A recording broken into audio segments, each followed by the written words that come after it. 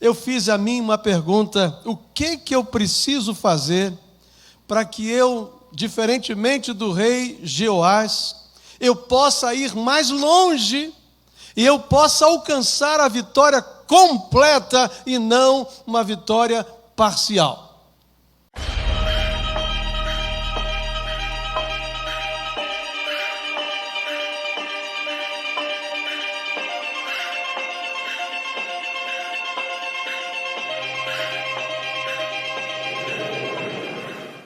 Falando de vida, como alcançar o nosso pleno potencial, ou pelo menos caminharmos na direção de alcançarmos o melhor de Deus para nós. A gente sabe que o ser humano usa, em média, segundo as melhores estatísticas, quando se usa muito, 10% do seu potencial intelectual, do seu potencial de influência, do seu potencial nos relacionamentos. Isso são informações de palestras de lideranças, livros de liderança que apontam para esse percentual, viu, Léo? Você já imaginou se a gente conseguisse dar um upgrade aí, né? Olha só, um upgrade, né? Melhorar um pouquinho, só 5% mais. Já pensou se nós dobrássemos esta capacidade? Então, vejam que nós fomos feitos à imagem e à semelhança de Deus, que é pleno em tudo. Ele nos legou este grande desafio na nossa vida de nós sermos um pouquinho mais pleno. Inclusive, esta é a proposta de Jesus: eu vim para que tenham vida e a tenham plenamente. Vamos dizer juntos? Eu vim para que tenham vida e a tenham plenamente. Por isso que o tema de hoje é a posse plena da vitória de Deus sobre no processo da nossa vida, como a gente pode ir um pouco mais longe, tomar posse de tudo que o Senhor tem para nós, ou avançarmos um pouco mais do que o Senhor tem para nós. Não sei quantos se lembram desse texto da palavra, mas ele é um texto muito interessante e desafiador. E diz assim: e Eliseu lhe disse, Eliseu está falando para Jeoás, que é um rei sobre Israel: traga um arco e algumas lanças e algumas flechas. E diz a Bíblia, e assim ele o fez. Depois ele disse: pegue o arco em suas mãos. Está ali o profeta orientando o rei de Israel. Quando pegou, Eliseu pôs as suas mãos, olha a bênção, sobre as mãos do rei. Ele disse para abrir a janela que dava para o leste e atirar. A Bíblia diz: o rei o fez. Então Eliseu declarou: esta é a flecha da vitória do Senhor, a flecha da vitória sobre a Síria. Você destruirá totalmente os arameus em Afeg, num determinado lugar. Em seguida, Eliseu mandou o rei pegar as flechas. Agora você vai lá, pegue flechas e você vai golpear o chão. A Bíblia diz: e o rei golpeou o chão 3 vezes e parou. O homem de Deus ficou irado com ele e disse: você deveria ter golpeado o chão 5 ou 6 vezes. Então iria derrotar a Síria e a destruiria completamente. Mas agora você a derrotará somente 3 vezes. O profeta estava acamado. E a sua doença era uma doença, a sua enfermidade era uma enfermidade para a morte. Os seus dias já estavam definidos, ele não viveria muitos dias mais, provavelmente, pelo seu avançar de idade e pela dificuldade da enfermidade pela qual passava. O rei Jeoás estava numa situação muito difícil como rei. O povo passava por uma situação muito complicada. E ele, então, não tendo a presença do profeta Eliseu, ele resolveu que mesmo lá no leito de enfermidade, ao invés dele ir lá e levar consolo para o profeta, abraçá-lo, orar pelo profeta, ele foi lá pedir ajuda. É o papel do profeta de Deus, né?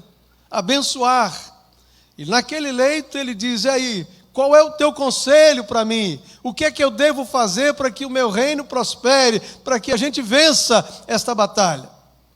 E aí o rei dá esta orientação para ele, para abrir as janelas na direção da Síria. Ele lança a flecha, não sei a que distância foi esta flecha, mas agora vem uma outra ordem: você vai pegar flechas e você vai golpear o chão.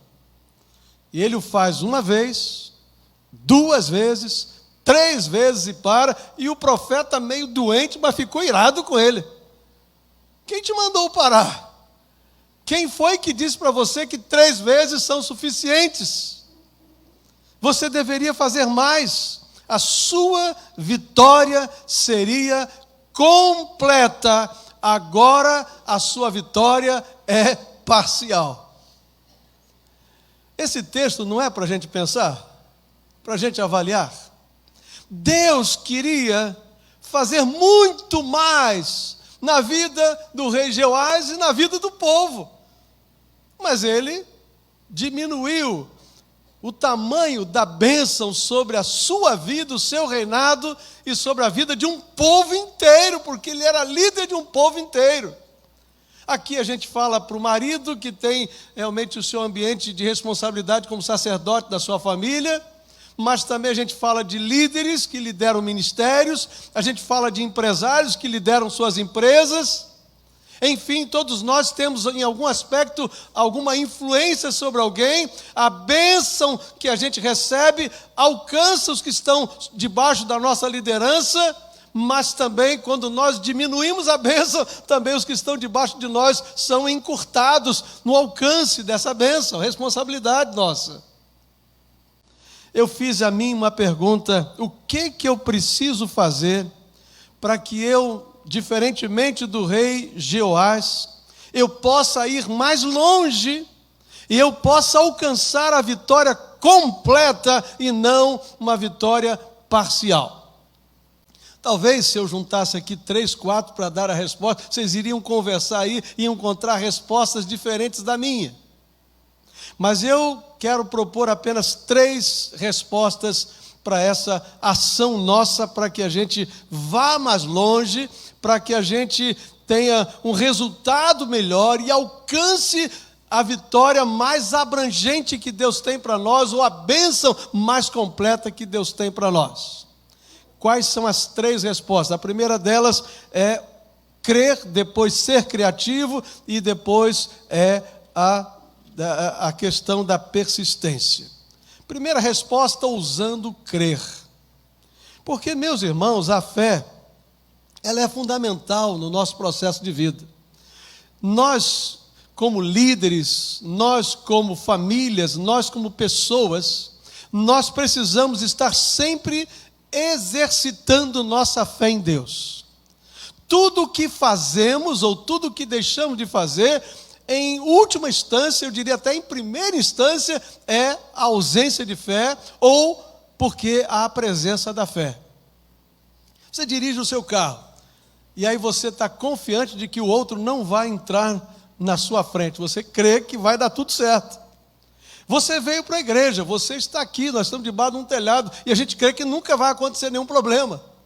E a gente vai para o médico, e a gente submete uma cirurgia, e a gente vai para lá porque a gente crê que o processo cirúrgico vai dar certo. Então a gente vive crendo, a gente vive pondo a nossa fé em exercício, quer uma fé que venha no processo de crer que Deus vai fazer, ou porque a gente crê que o outro vai corresponder, ou que as coisas vão, entre aspas, conspirar a nosso favor.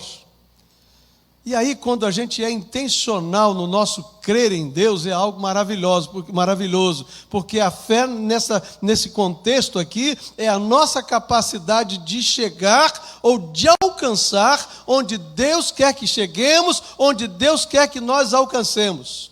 Nesse contexto, a fé é ir até onde Deus pode ir, é realizar tudo o que Deus pode realizar. É algo extraordinário. Pergunto eu, o que é que Deus não pode? A Bíblia diz que Deus não pode mentir, porque contradiria dizia a sua própria natureza, né? Deus não deixa de amar.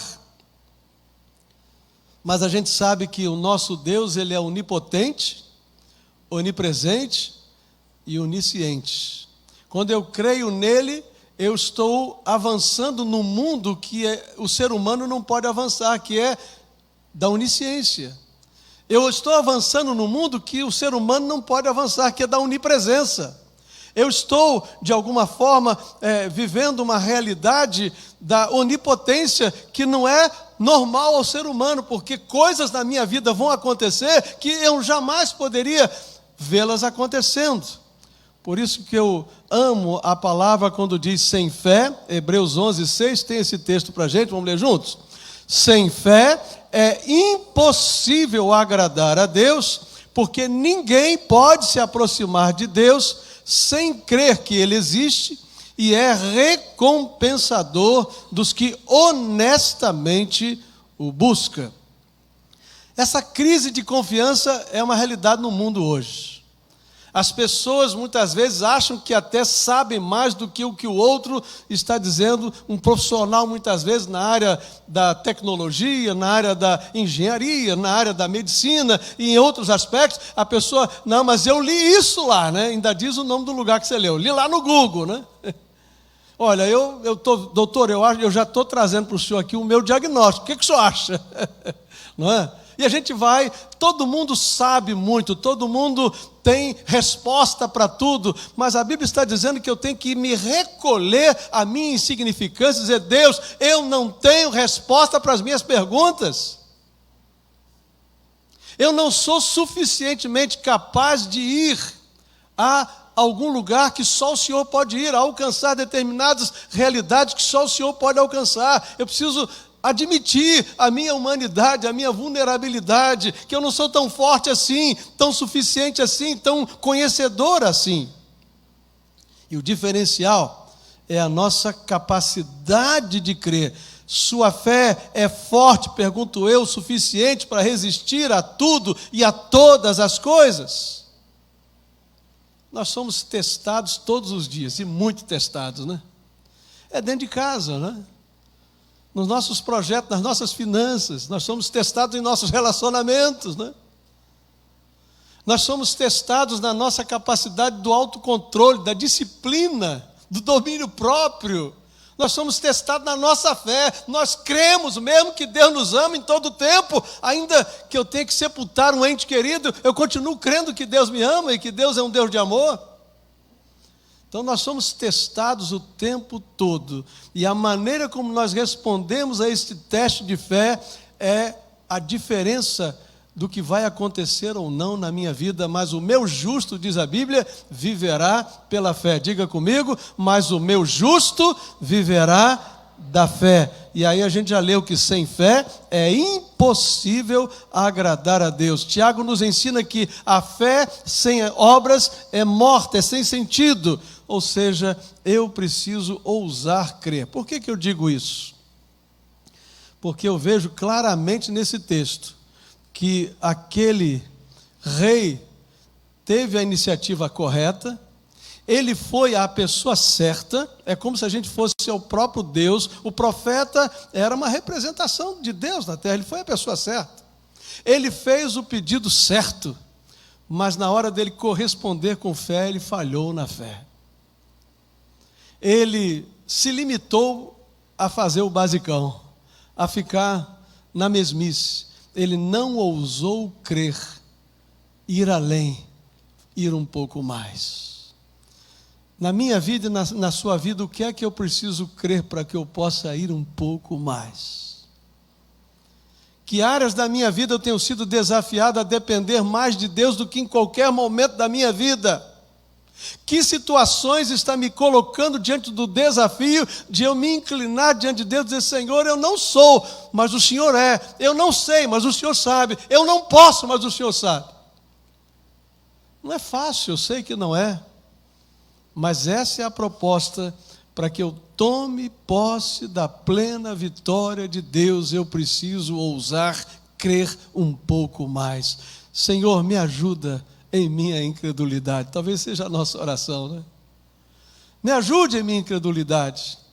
Aumenta, Senhor, a minha fé. Me dê condições de ver com os olhos do Senhor, a enxergar o que o Senhor enxerga. Segunda coisa que eu vejo no texto é a criatividade. Ouse crer, mas ouve ser criativo também. Jeoás, ele não fez força nenhuma, vamos combinar, nós aqui, ele, né? Pega a flecha lá, atire no chão. Foi lá, pegou as primeiras que deram, pum, atirou uma vez, duas vezes, e pronto. Ou seja, ele não trabalhou a sua total capacidade. Ele podia ir um pouco mais além. Ele precisava apenas sair do seu quadrado, ele precisava sair daquela rotina, ele tinha que ser mais ousado. A frase que a gente já está acostumado com ela e a gente já conhece é que se queremos resultados diferentes, nós precisamos agir de maneira diferente. Não podemos querer resultados diferentes fazendo sempre do mesmo jeito. E ele não foi além disso, ele faz do mesmo jeito, ele não é criativo, ele não faz mudança nenhuma, ele não é ousado nesse processo, ele não sai da sua zona de conforto, ele não corre riscos, ele não está aberto para opiniões contrárias. O rei foi tímido demais para exercitar uma ordem que o rei lhe deu, muita timidez. Por isso que a Bíblia diz que os tímidos não herdarão o reino dos céus. Porque a pessoa deixa de tomar a iniciativa de crer, a iniciativa de ser criativo, de buscar jeitos diferentes, como é que eu posso ser mais efetivo na minha vida, no meu ministério, na minha empresa, na minha liderança, na minha vida pessoal, como é que eu posso ser mais criativo para melhorar os meus rendimentos, como é que eu posso ser mais criativo para melhorar os meus relacionamentos, como é que eu posso ser mais criativo para viver melhor a vida, para celebrar mais a vida, como eu posso ser mais criativo? E o meu Deus, gravem isso, e o seu Deus, Ele é o Senhor, o mestre da criatividade. É impressionante a capacidade criativa de Deus. O mundo, ou a realidade da criação era um caos. A Bíblia diz que havia um caos, não é? Estava tudo desorganizado. Não havia organização sobre a terra. E a Bíblia diz que a primeira atividade de Deus no planeta foi, vendo o caos que havia, Ele disse, haja ordem. E Ele então separa a terra das águas, e Ele faz esse mundo e diz, haja luz. Organizou, teve criatividade. E aí a gente vai vendo todo aquele processo criativo de Deus, quando Ele cria os répteis da terra. A gente sabe aí pelos documentários que por mais que as pessoas conheçam os animais desse planeta, ainda tem um réptil que a pessoa não conhece, tem um diferentezinho de todos os outros, que a gente fala, olha lá que coisa mais linda, não é extraordinária. E aí a gente começa a ver as espécies de pássaros. O Senhor não se limitou a fazer 5 espécies de pássaros, 10 espécies de pássaros, mas Ele cria pássaros para todas as regiões deste planeta, para o lugar mais frio, para o lugar mais quente, um que pode se mover quando o frio é intenso, quando o calor é intenso, vai para um lugar, vai para outro.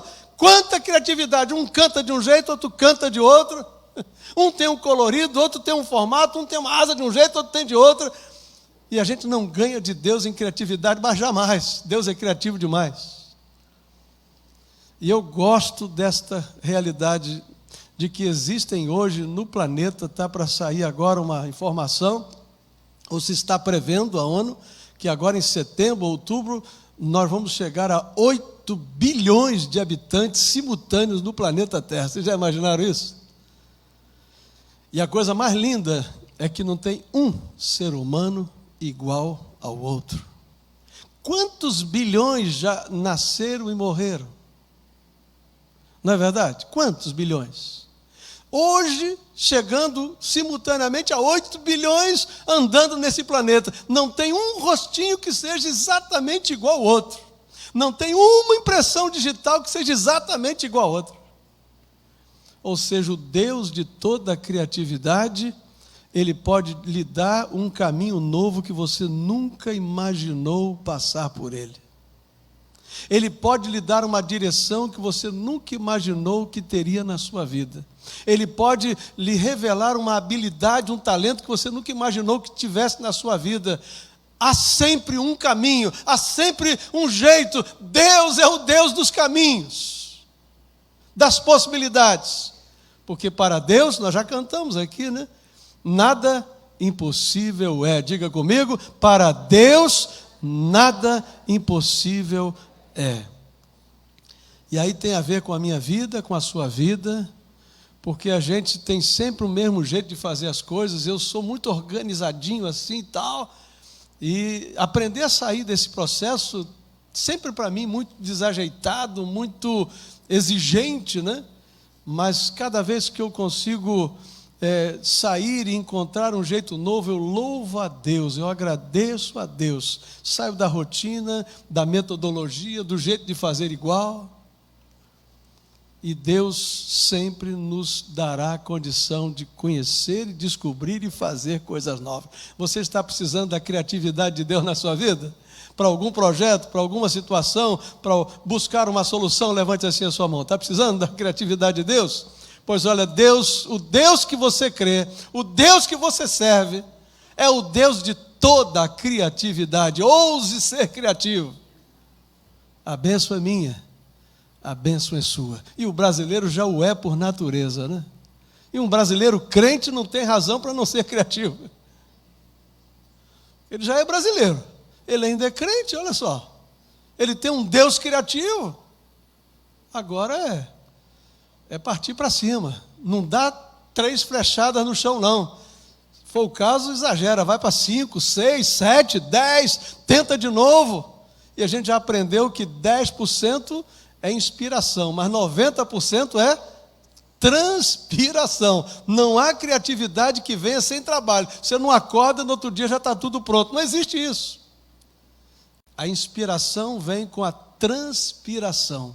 Se você se dedicar, se você se esforçar, se você pensar, se você se reunir, se você trabalhar, se você ler mais, se você reunir mais, se você buscar mais, se você se aconselhar mais, Deus vai abençoar a sua vida. Ouse ser criativo. E aí então vem a terceira ousadia, ouse persistir.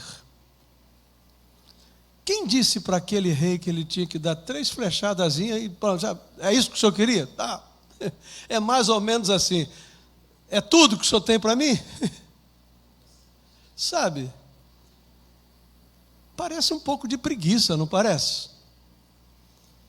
Parece que ele desprezou o que o rei disse, 3 flechadas no chão. O que isso quer dizer? Já deu o suficiente, são 3. Mas o profeta disse, por que você parou? E a Bíblia diz que o profeta fica irado com ele. Vem aqui em casa, eu estou doente, estou quase morrendo. Me pede ajuda, eu dou ajuda e você me dá apenas 3 flechadas no chão. Eu é que tinha que estar reclamando que eu estou aqui doente e você me atrapalhando na minha enfermidade. Você está me incomodando no meu processo de morte. E você age desta maneira displicente. Para antes do tempo, você tinha que persistir, só mais um pouquinho. Meus queridos, é normal nós darmos muito mais atenção a uma crítica do que a 10 elogios. É verdade ou não é? É normal. Tem 10 elogios, aí vem uma crítica que você fala, meu mundo acabou. Não tem mais jeito. Acho melhor eu desistir mesmo, está todo mundo contra mim. Não é? A tendência da gente é generalizar, né? Ninguém acha que o que eu faço presta, a minha vida não importa mesmo, e a gente começa a generalizar e para por ali, dá 3 flechadas e não segue com a vida. Ao primeiro sinal de contrariedade ao projeto, à ideia, a gente desiste e talvez a vitória fosse só mais um pouquinho de persistência, só mais uma ação, só mais uma hora a mais de trabalho, 3 horas mais de trabalho, um pouquinho mais, uma noite só sem dormir, de todas as que você já dormiu inteira, só mais uma. Eu olho para a história do povo de Deus, eu fico impressionado com alguns líderes, como eles foram persistentes. Eu não sei, confesso que talvez eu não aguentaria. O povo de Deus está lá escravo no Egito, 400 anos. Aí Deus responde, vai Moisés para lá, para libertar o povo. Aí Deus diz, Moisés, mas não é assim não, não é só chegar assim e tal, amanhã vocês estão libertos. Não, vai ter um processozinho aí, você vai ter que entrar nesse processozinho aí. Primeira praga, aí o pessoal, agora vai, né? Nada. Segunda praga, e nada, e haja praga, né? Terceira praga, quarta praga, o povo já... Oh Deus, a gente já orou 400 anos, a gente está pedindo essa libertação, o Senhor está se amarrando para liberar a nossa bênção, né? Quando chega a 10ª praga, aí Deus diz, agora pode ir. Moisés teve que crer que Deus iria agir na primeira, na segunda, na terceira, na quarta, só de falar a gente já cansa, né? Na quinta, na sexta, na sétima, na oitava, na nona, só na 10ª praga. Por que que Deus faz assim? Porque Deus não está tão preocupado quanto nós com o resultado final. Ele está preocupado com o meu processo de crescimento enquanto as coisas estão acontecendo. Ele está preocupado com a sua formação, com o seu caráter, que você seja mais parecido com Deus, porque Ele podia fazer assim, tudo acontecia. O outro episódio foi logo ali quando Josué está para encarar Jericó. Eu fico imaginando assim como tem que ter muita fé, não é? Você é líder, Moisés? Josué, sou. Então você vai fazer o seguinte, você pega mulher, criança, grávida, idoso, músico, faz lá uns grupos lá, você vai ficar dando volta em volta do muro de Jericó. Você vai contar, primeira vez, aí lá vai todo mundo, aquele povo todo. Você imagina o povo de Jericó rindo do povo de Israel? Porque é a primeira vez e nada aconteceu, aquele povo devia estar rindo daquele povo. Esse pessoal está achando o quê? Que a gente é o quê? Aí dá uma volta, toca lá, e ora, e anda, e vai todo mundo, e carrega idoso, criança, e 2 voltas, 3 voltas, 4 voltas, 5 voltas, 6 voltas, e nada acontece. Quando o povo já estava achando que eles iriam ridicularizar o povo de Deus, que eles teriam passado a maior vergonha da história, aí vão para a 7ª volta. Quando eles concluem aquela 7ª volta, que as trombetas soam, eles têm que se afastar, porque aqueles muros que não seriam derribados de outra maneira, a não ser pela mão de Deus, eles vêm abaixo. E o povo de Deus entra em vitória na cidade de Jericó. Você teria uma paciência dessa como líder? Você já pensou nesse negócio? Se você fosse o Josué lá do povo? Você não ia bater um papinho com o papai do céu e dizer, Senhor, tem certeza que eu não vou passar vergonha depois de 6 voltas? Vai dar certo mesmo, eu estou levando criança comigo, mulher grávida, idoso.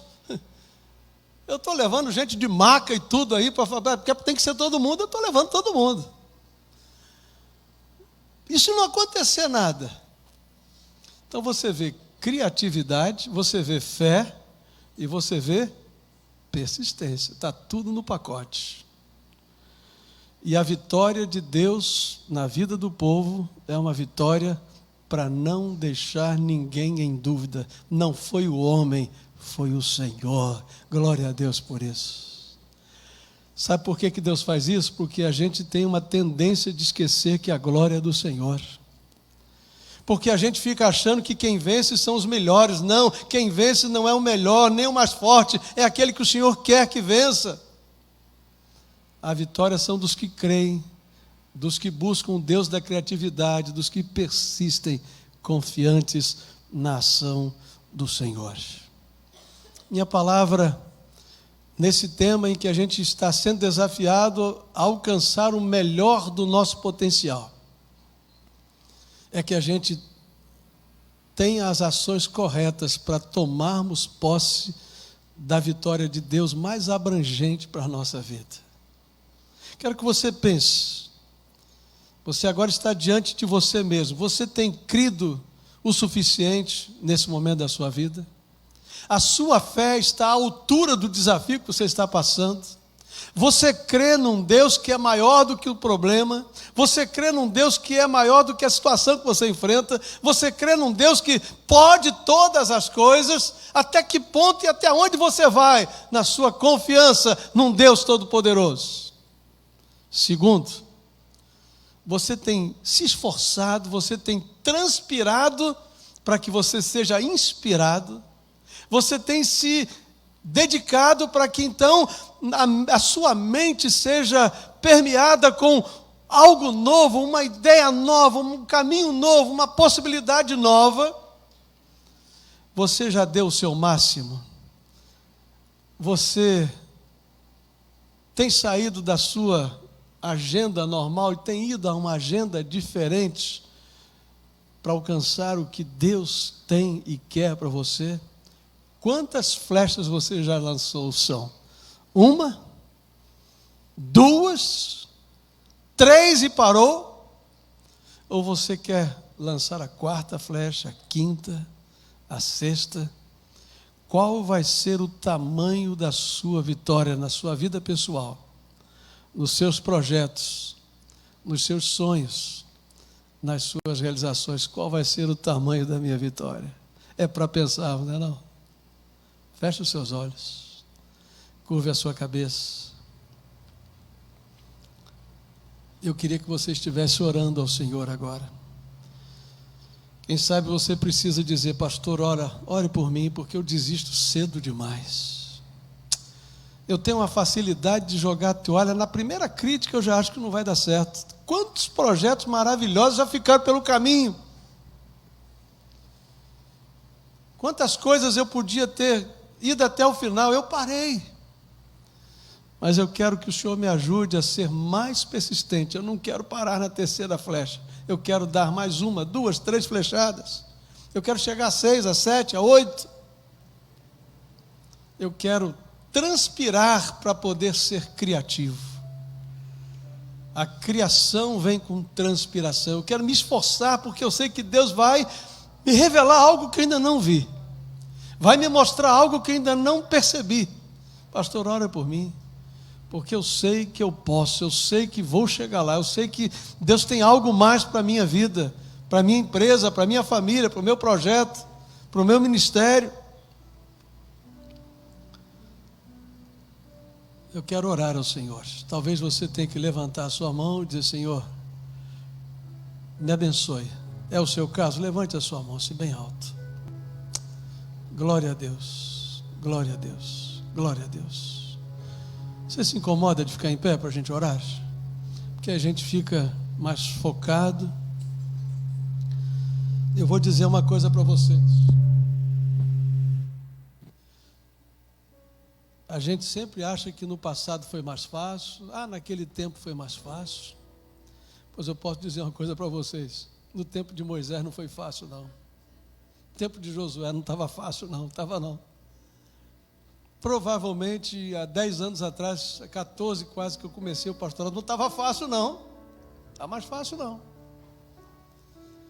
Ou seja, a facilidade, ela vem porque Deus faz a coisa acontecer.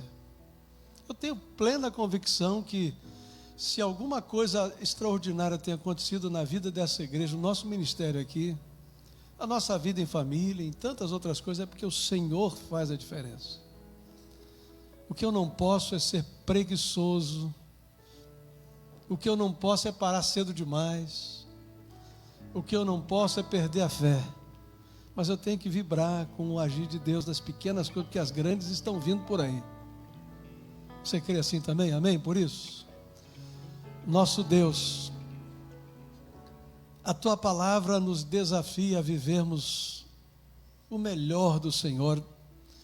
E nós estamos muito aquém do potencial que o Senhor nos deu, que o Senhor nos criou. O Senhor nos fez a imagem e a semelhança do Senhor. Quantas possibilidades temos! Quantas oportunidades o Senhor já nos deu e certamente o Senhor nos dará, porque Tu és o Deus das oportunidades, das coisas novas, dos caminhos novos. Pai, em nome de Jesus, ajuda-nos em nossa fraca fé, para que ela se fortaleça, para que não olhemos o gigante, mas o Deus que pode nos dar vitória diante do gigante. Pai, nos dê a criatividade que vem do Senhor. Quem sabe é só fazer um pouquinho diferente. Quem sabe é só mexer numa agenda, num horário, num jeito de fazer, numa aparência, num estilo, numa organização. Pai, nos dê a persistência. O Senhor é o Deus que tem planos que se realizam. O Senhor é o Deus que faz promessa e não desiste delas. O que o Senhor planejou acontece. Nos dê da tua persistência. O Senhor é o Deus que não muda, não sofre variação. Nos dê, Senhor, essa capacidade de resistirmos, de sermos resilientes, persistentes, se temos a certeza de que o que estamos fazendo é do Senhor. Muito obrigado por esta manhã, pelas mãos que se levantam. Eu creio que Tu me amas, eu creio que Tu amas cada um aqui de um modo muito especial. Que o Teu amor é maravilhoso, é extraordinário. Que Tu olhas para nós e fica imaginando assim, o que eu poderia fazer com este filho, com esta filha? O que esta filha, este filho poderiam ser de diferentes? Como eles poderiam viver melhor do que estão vivendo? Influenciando mais do que estão influenciando. Pai, nos ajude a olhar para o Senhor em retorno com fé, com criatividade, com persistência.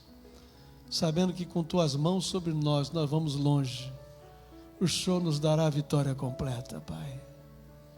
Oramos em nome de Jesus. Amém.